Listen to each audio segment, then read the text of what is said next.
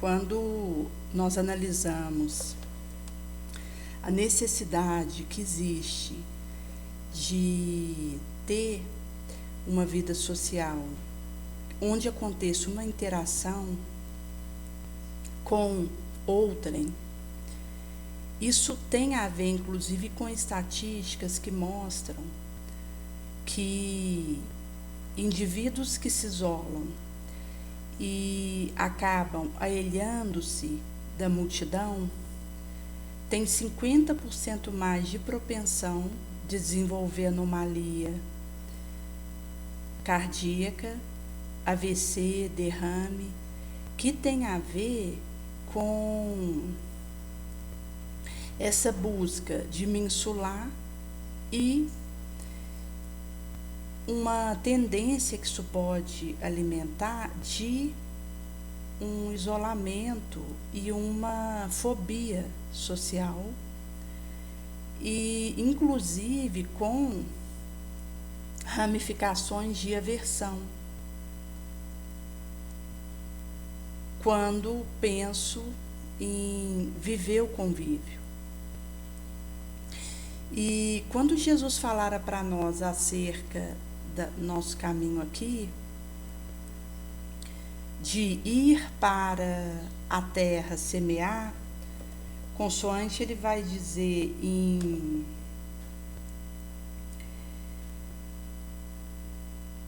Mateus 3, 9, Marcos 4, 3, 9, Lucas 8, 4,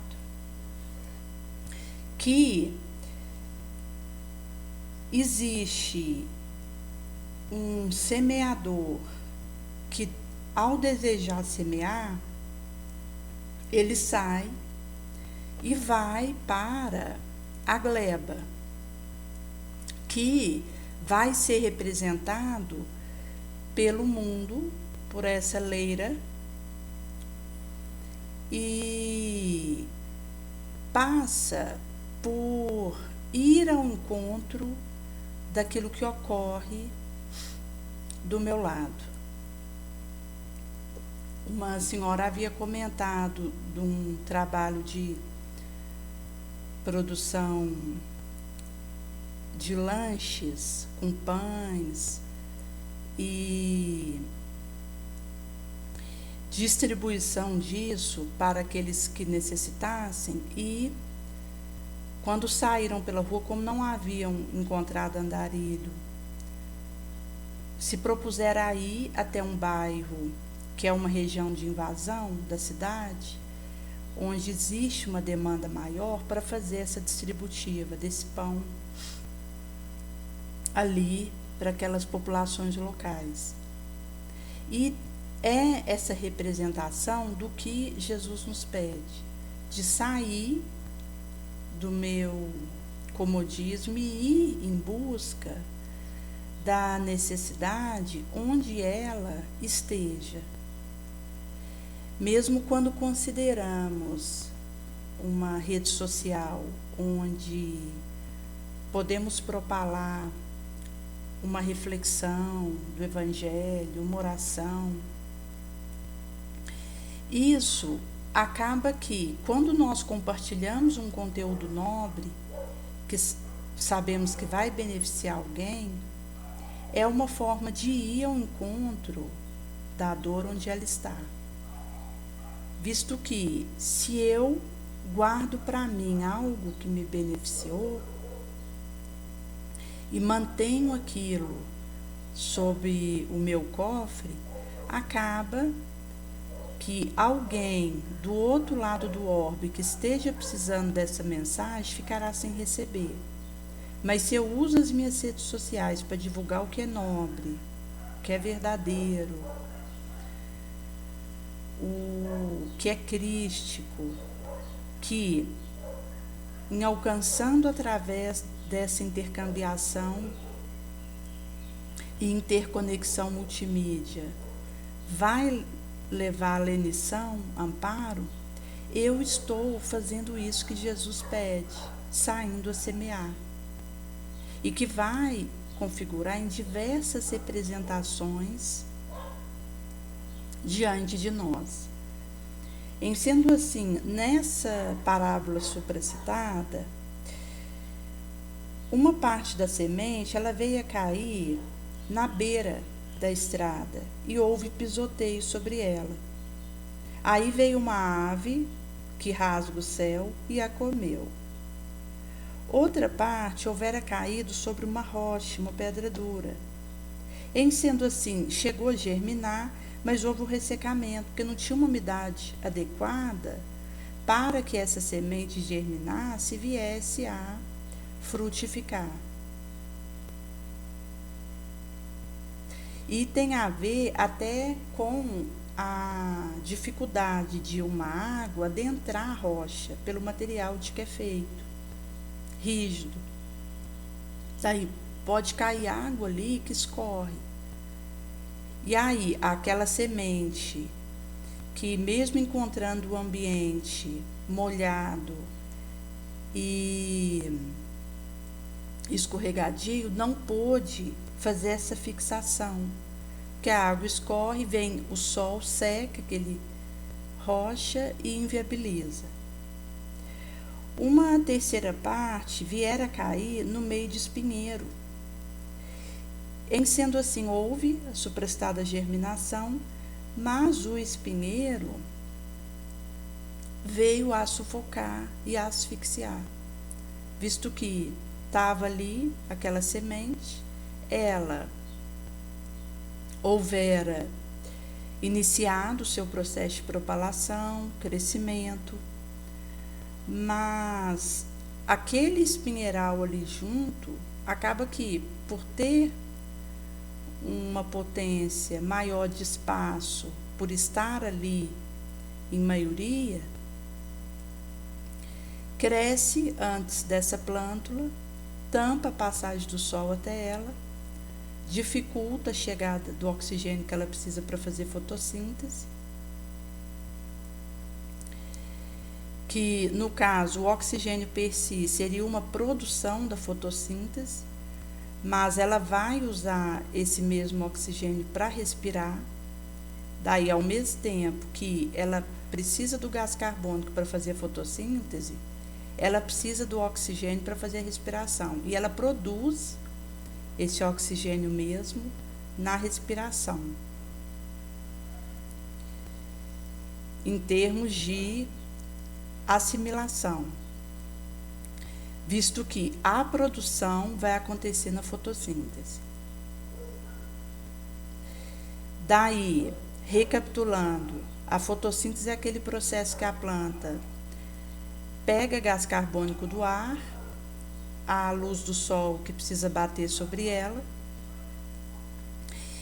e une com a água que ela pega ali da terra, daquela chuvinha boa que cai, junto com esse gás carbônico, e produz a glicose, que é um alimento que vai acumulando ali enquanto uma reserva, e o oxigênio que ela libera. Isso na fotossíntese. Na respiração ela vai pegar, conforme nós fazemos também, o oxigênio que vem do ar.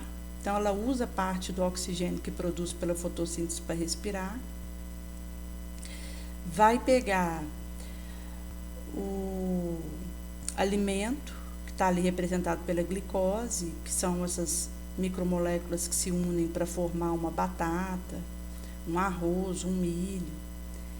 E essa glicose, junto com esse oxigênio, inclusive para nós funciona a nível da respiração celular dentro da mitocôndria, e a planta tem esse processo simples, porque ela não tem pulmão como nós, onde vai entrar esse oxigênio.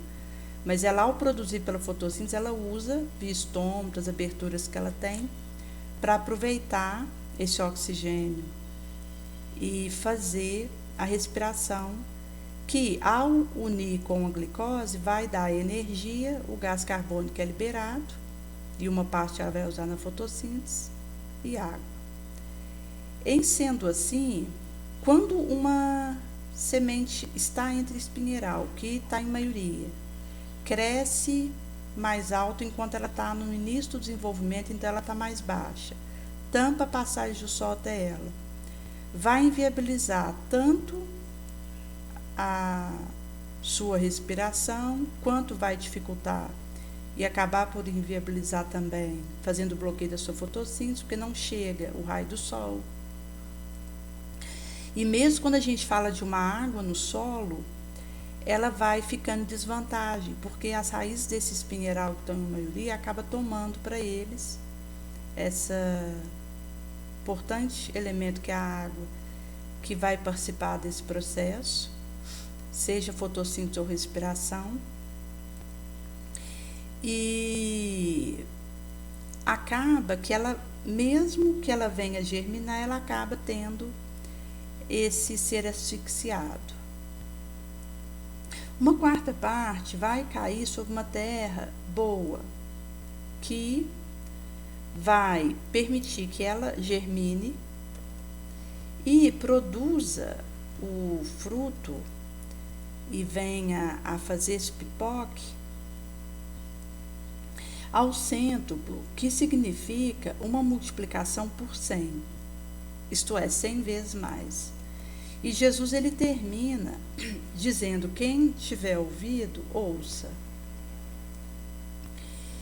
E no subsequente, ele vai traçar para nós uma explicação importante referente a essa parábola,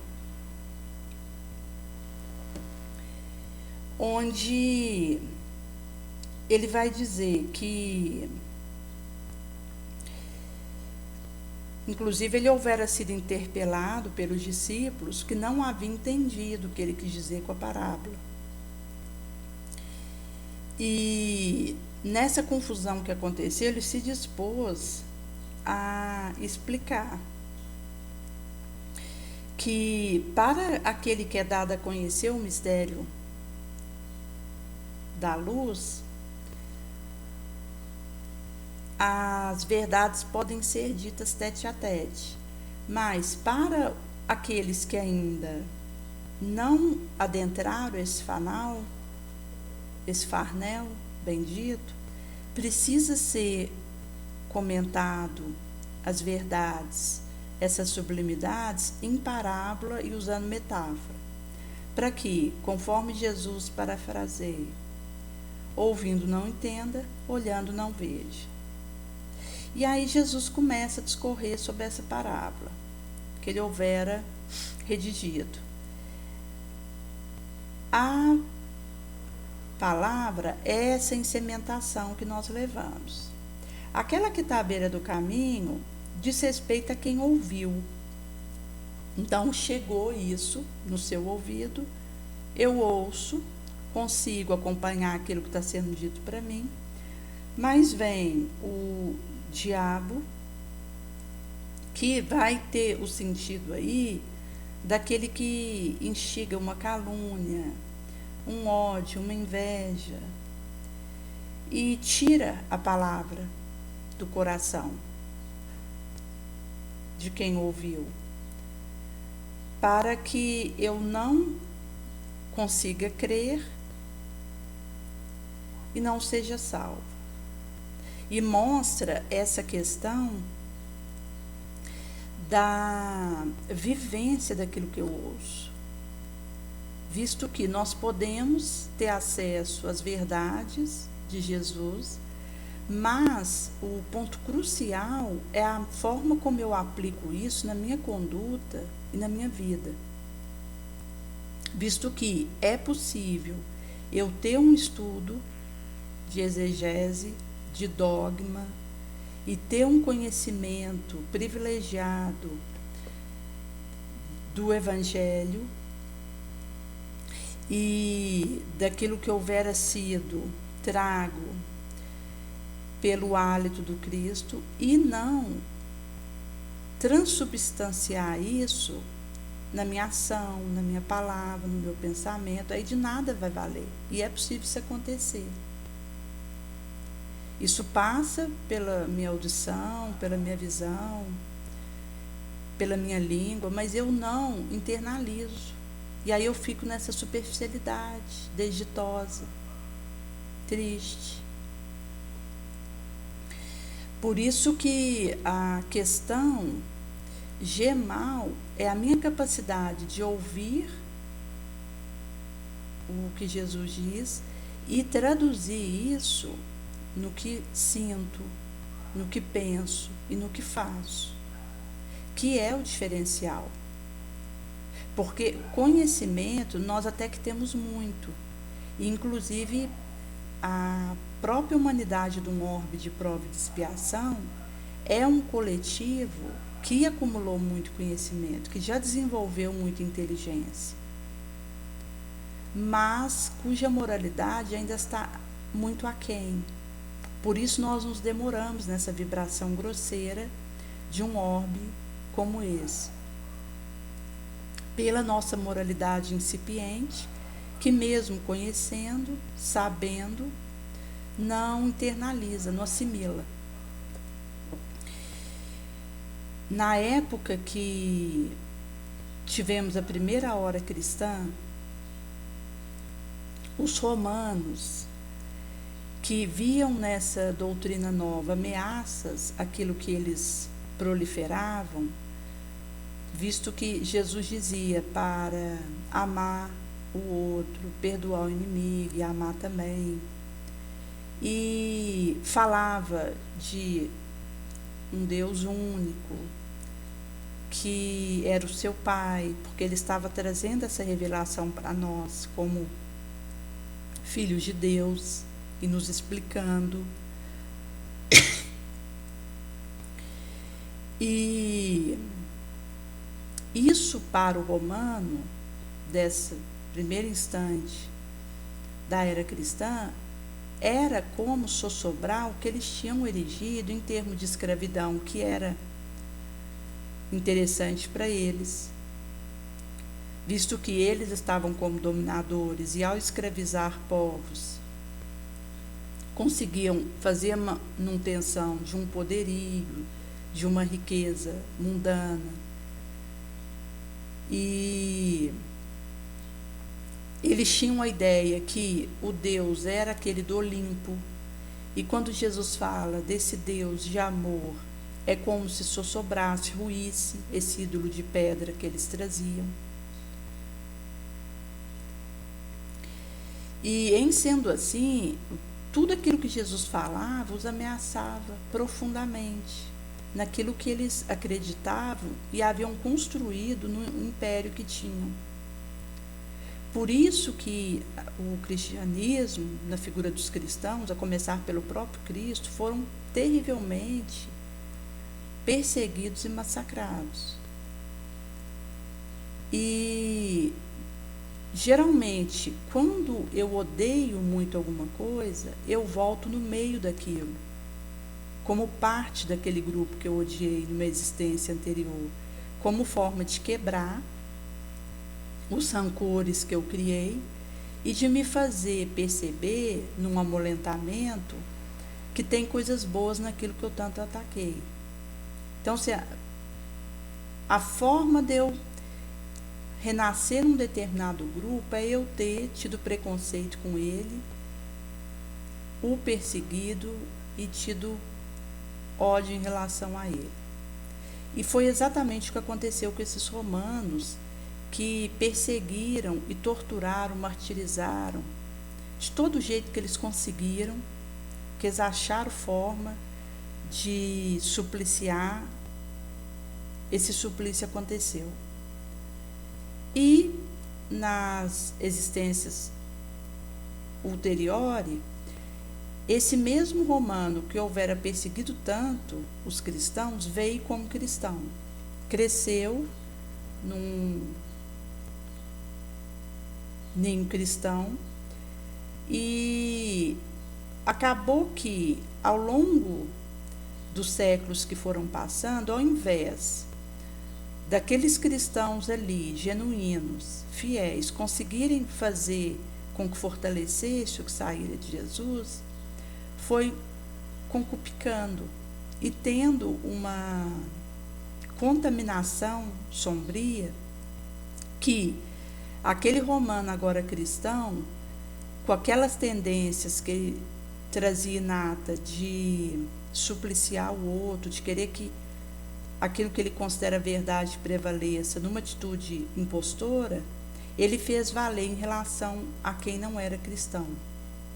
E por isso iniciou aquele período, seja quando a gente fala de cruzado ou de inquisição, em que o populacho, inclusive, ajudava a queimar aqueles que eram considerados hereges, que não professavam o cristianismo, em praça pública.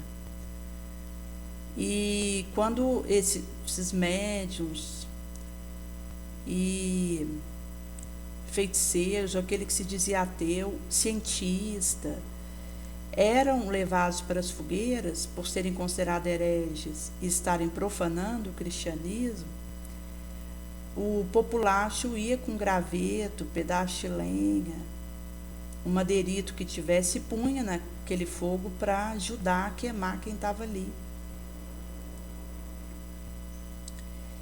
E, inclusive, isso explica a dificuldade que existe hoje em relação a muitos que têm uma certa repulsa em relação à religião. São lembranças não definidas, mas que vêm na forma de algum tipo de percepção que essas pessoas têm, porque foram muito supliciadas pelo cristianismo, enquanto aqueles ali que traziam essas heranças morais inferiores, de atacar, de perseguir, de matar. Em sendo assim, ocorreu de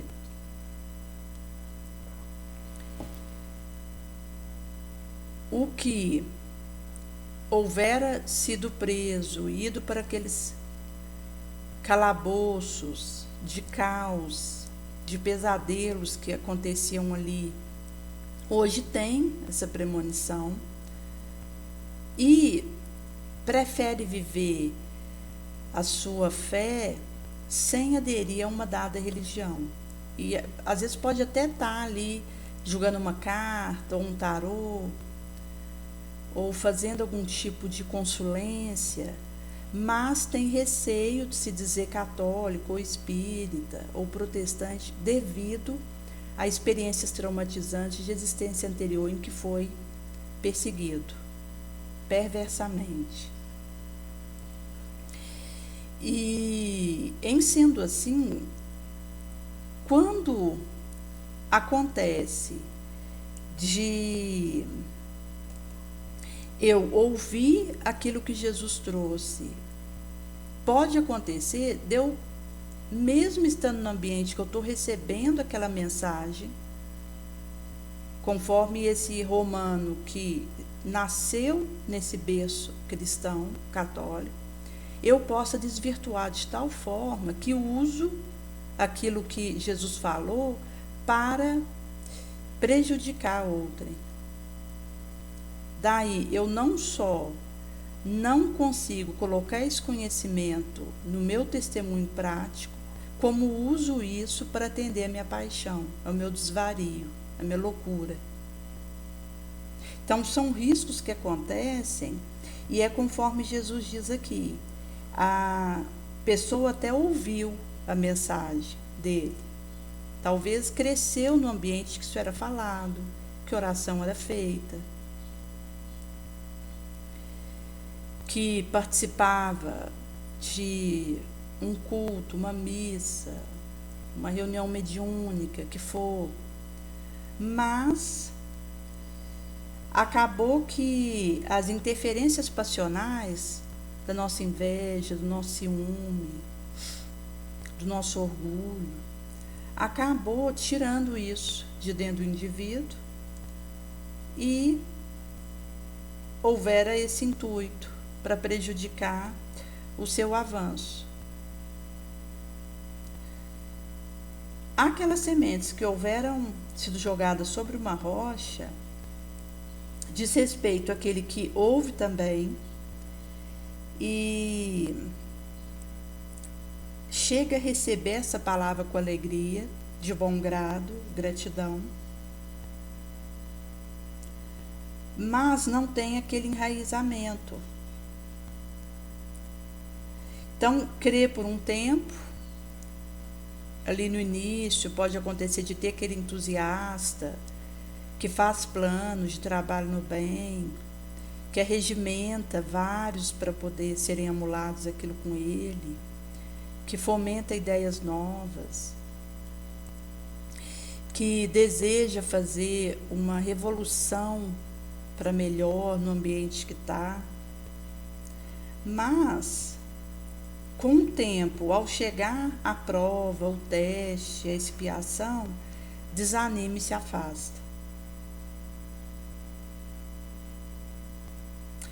Tem aquela semente que houvera caído no espinho, representado pelo suprastado espinheiral, e vai dizer de quem também ouve, é trazida essa mensagem por esse sentido, mas ao caminhar sob uma preocupação, um prazer da vida, uma riqueza, sou sufocada, asfixiada e não consigo amadurecer. Isto é, aqui vai dizer inclusive a questão de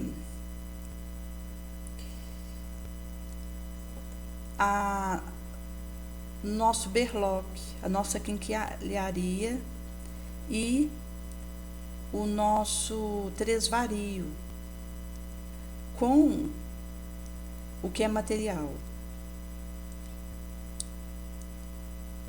E esse enfeite que nós damos muita atenção e acabamos, que deixamos que tome o nosso tempo, e aqui entra quando eu posso ter um serviço mais simples, no sentido de ganhar menos, para ter mais tempo para as obras benemerentes, para um trabalho onde estou.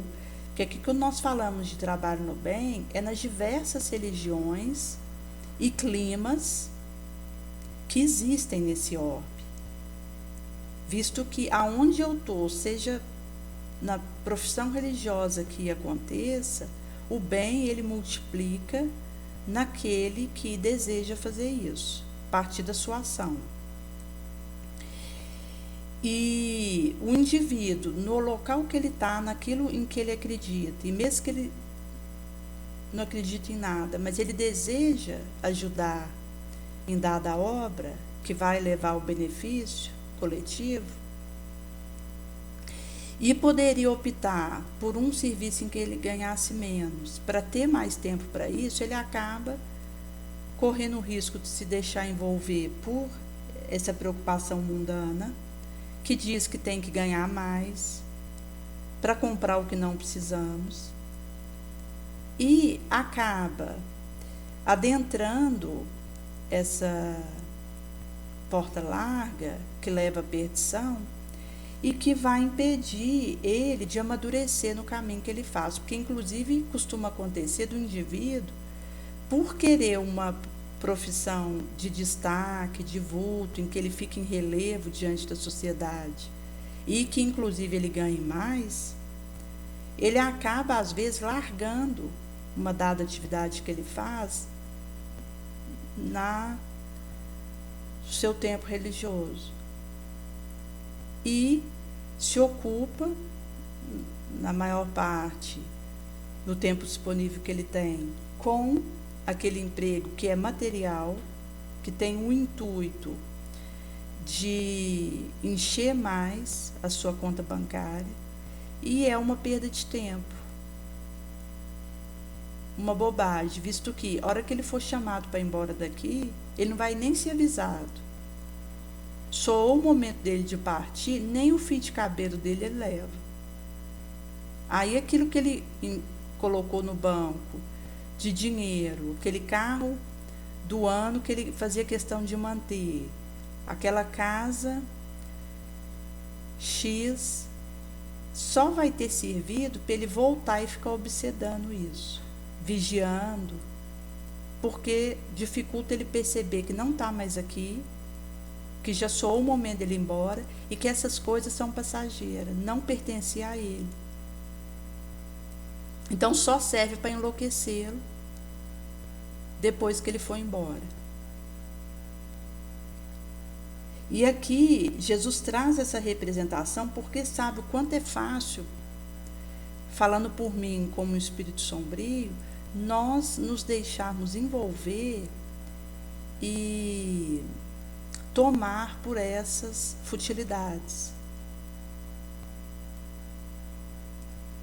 E aí ele vai então desembocar na terra boa, próspera, fofa, que tem a umidade adequada, que tem ali um mineral que precisa,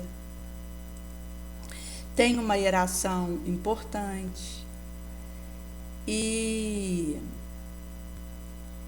em sendo assim, tem condição, inclusive pelos micro-organismos que tem ali, que permitem esse afofamento e essa predisposição dessa terra para germinação e frutificação adequada, inclusive do clima, que representa essa terra boa mesmo, vai dizer daquele que tem um coração nobre,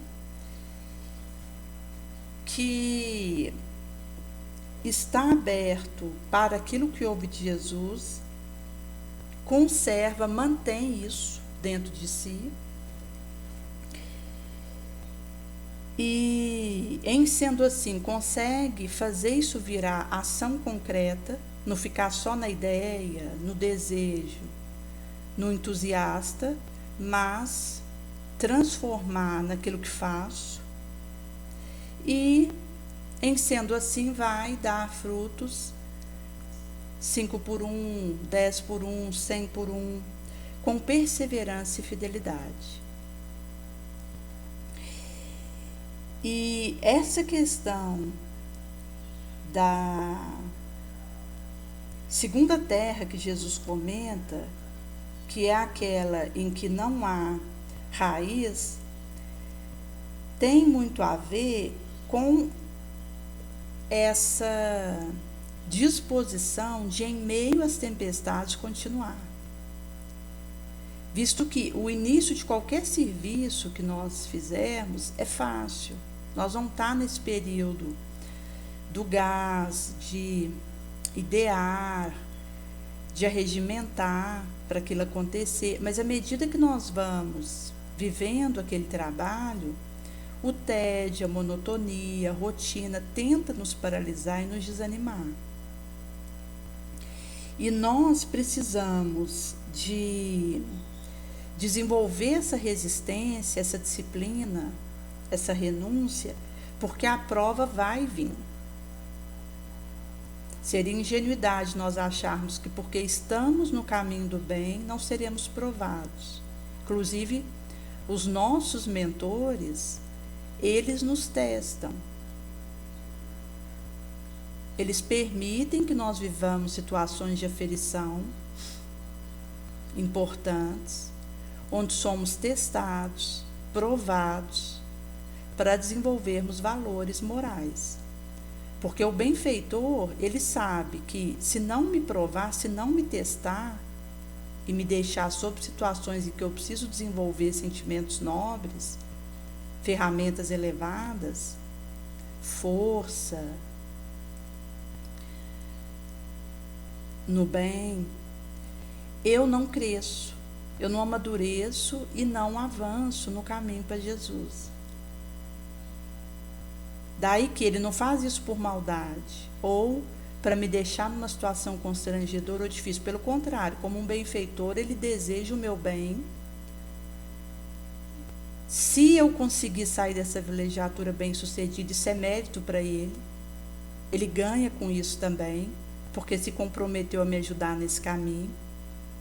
E antes de eu vir para essa vilegiatura e reencarnar, ele se comprometera comigo a me ajudar. Então, ele tem o maior interesse em que eu dê conta. do que eu me comprometi. Acontece que ele sabe que se não preparar situações em que eu seja testada, aferida e fermentada, eu não vou dar um passo além. Porque eu vou cair no meu comodismo, na minha inércia, na minha menos-valia. Porque se deixar por minha conta, a minha preguiça vai querendo mais descanso, mais vida boa, mais descompromisso. O mal em nós, ele é espontâneo. Se eu deixar por conta disso, é um abismo sem fundo. Vai pedindo sempre mais de mim. Mas o bem é uma construção dificultosa, que exige suor, sangue, esforço. Por isso que, em sabendo disso, ele me testa, porque ele sabe que é assim que eu vou conseguindo vencer minha sombra, não tem outra forma. Por isso que, principalmente quando nós nos comprometemos e temos um despertamento mínimo e um equilíbrio mínimo para viver as provas e as expiações que nos competem, no nosso mandala, enquanto nossa roda sansara, dos karmas que houvermos adquirido, isso vai sendo permitido para nós porque é como acelerar o tempo. Eu vou conseguindo me liberar de situações debitosas em menos tempo. E com isso eu vou acelerando o meu caminho até Jesus.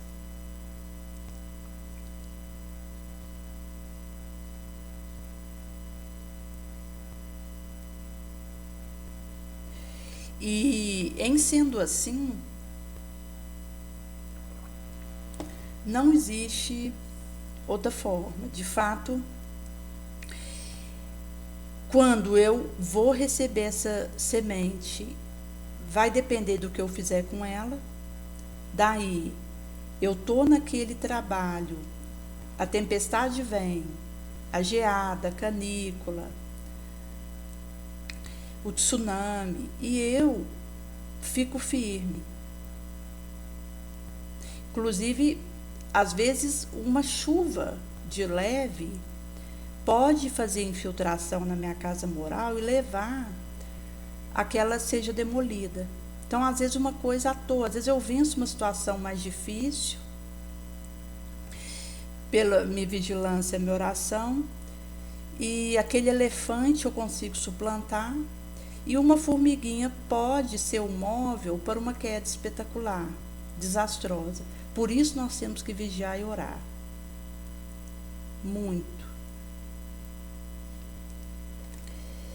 Em sendo assim, quando nós falamos dessa tensão nesse caminho que vai acontecer e nos alcançar, porque em meio a isso a gente consegue ficar de pé e continuar o trabalho sem deserdar dele e abandonar, isso tem a ver com uma tensão, mas que não me tira a paz, a harmonia, mas me leva a uma condição moral melhor. E eu consigo disciplina que constrói resiliência. Construção moral.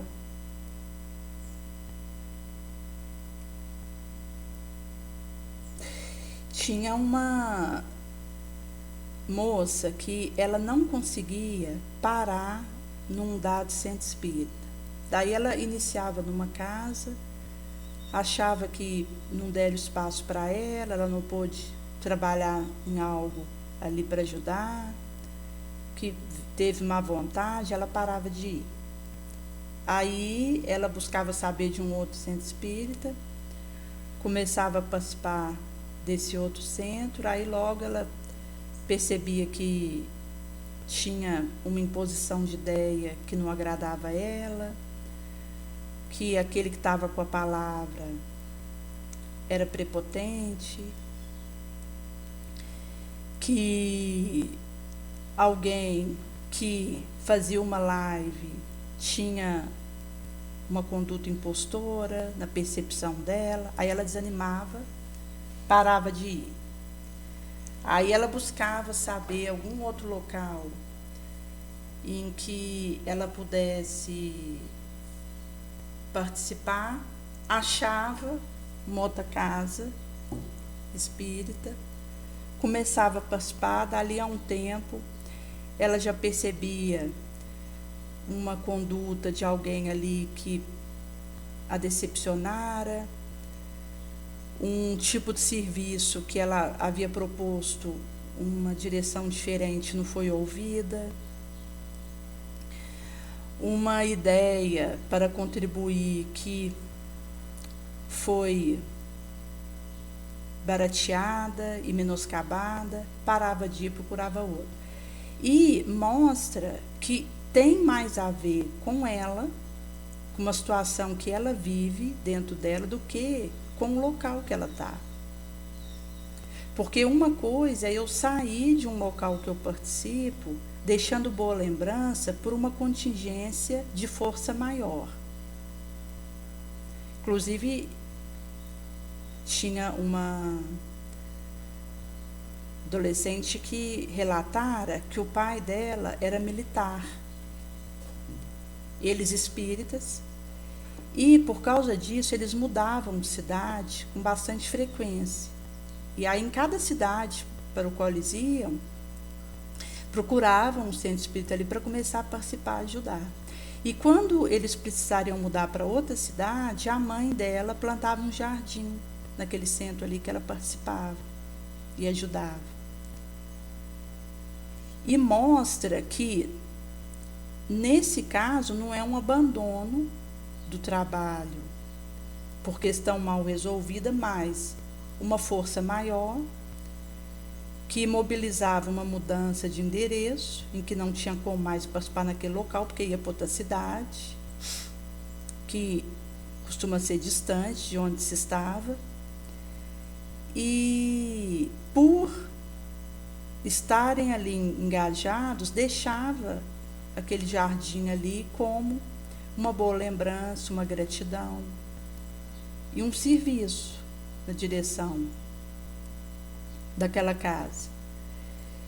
E, em sendo assim, a questão não é nem o fato de não haver, em hipótese alguma, algum tipo de mudança, visto que contingências de força maior poderão incidir sobre nós, mas o móvel por trás disso, que inclusive tem a ver com o aprendizado que eu levo do que eu vivi naquela casa, gratidão, e com o pipoque, que isso vai me fazer levar de amealho para onde eu for.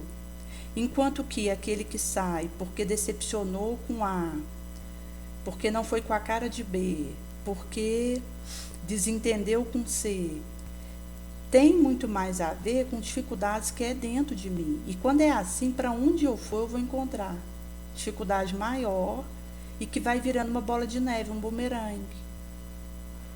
Que chega um momento que eu percebo que não erigi algo duradouro e não consegui colocar a palavra de Jesus em prática. Dessa terra que não produziu, que sufocou e inviabilizou. E essa plântula, cheia de possibilidade, de empréstimo, de provisão para uma vilegiatura abençoada, fica invalidada, morre.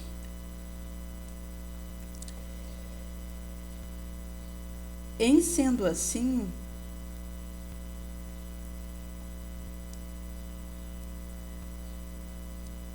a questão da convivência é que é representado por essa gleba a que Jesus me chama a atuar. Ele que nos servira desde lá atrás, quando há 4 bilhões de anos ele erigiu esse orbe para nos acolher e continua nos servindo e diz que nenhuma das suas ovelhas se perderiam, espera que nós façamos o mesmo com outra. Onde vai ser um espelho que vai me despertar e me aprimorar para a necessidade de olhar para mim, trabalhar meus metais internos, para que eu consiga elevar o meu padrão de renúncia, de serviço.